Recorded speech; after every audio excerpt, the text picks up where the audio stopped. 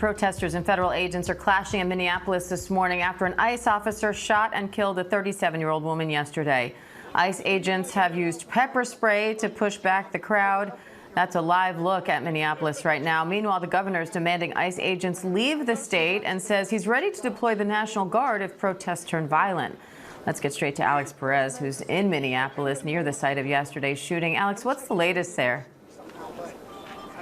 Yeah, Diane, the governor, in fact, says he's already alerted the National Guard, sort of put them on standby should they need to be deployed to quell some of these protests. Until now, most of the protests have been peaceful. There were thousands of people here on this block behind me yesterday, and that was peaceful. This morning, we're seeing some protests outside the federal court building here in Minneapolis, and we understand tear gas was deployed, but we understand those clashes are small.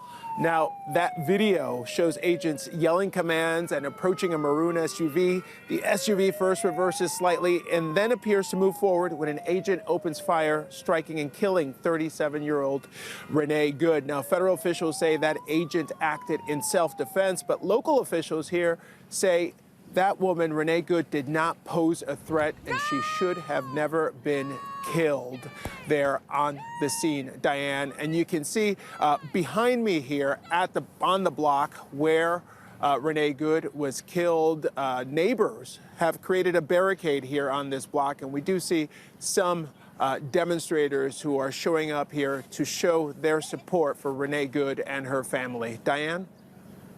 Alex Perez there at the scene. Alex, thank you. And I want to bring in Robert Boyce, former NYPD chief of detectives, for more on this. Robert, we were watching those protests unfolding this morning, and you pointed out there didn't appear to be any local police at the scene. What do you make of that? Well, I think it's a little strange, to be honest with you, and it shows that they're out of sync completely, the Minneapolis Police Department and ICE, any federal authorities there. And that's a shame, because we want people to protest as professionally and as nonviolent as possible. I'll tell you right now, there's 200 people at Foley Square in Lower Manhattan in the 5th Precinct, and the NYPD is all over it to make sure everybody gets their word out and everybody's safe. And that's what should be done across the city, across the nation, excuse me. And that's what we're not seeing here. I'm hoping that the Minneapolis Police Department will arrive and kind of like tamp this down and gather some leadership on the protest side and come to an understanding about where everybody should really be and a perimeter that everybody agrees on. This is usually what happens, Diane, throughout America, and I don't see that here. And we just heard Alex Perez saying that the governor has alerted the National Guard to be ready to be called in here. What's your take on that? Do you think that's necessary? I do, in this situation, in this city. I don't think it's necessary in other cities across the nation, but this is where it is. This is the flashpoint. So he didn't do that last time when the Floyd riots until much late. So now he's getting in front of that and doing it now. I think now you should have them stationed somewhere nearby in case necessary. And when you see this at 8 o'clock in the morning, probably 7 o'clock in the morning, they were out here. So they're organized and they're very vocal and they're very loud. So you should have some resources nearby. What are you watching for now in terms of the investigation into the shooting itself? Sure. The continued investigation is all about big digital evidence, and you got to look for a view of accumulated video, cell phone, body-worn cameras, doorbells, stationary closed-circuit TV, whatever you can find to give you different angles and give you a timeline of events.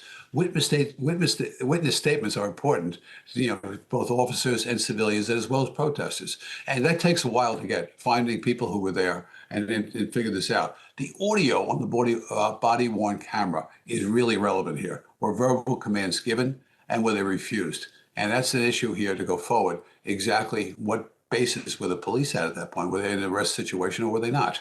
So the verbal commands to step in the vehicle, that person's being arrested. And this person who tried to flee that. Really important stuff here. These little details in this investigation.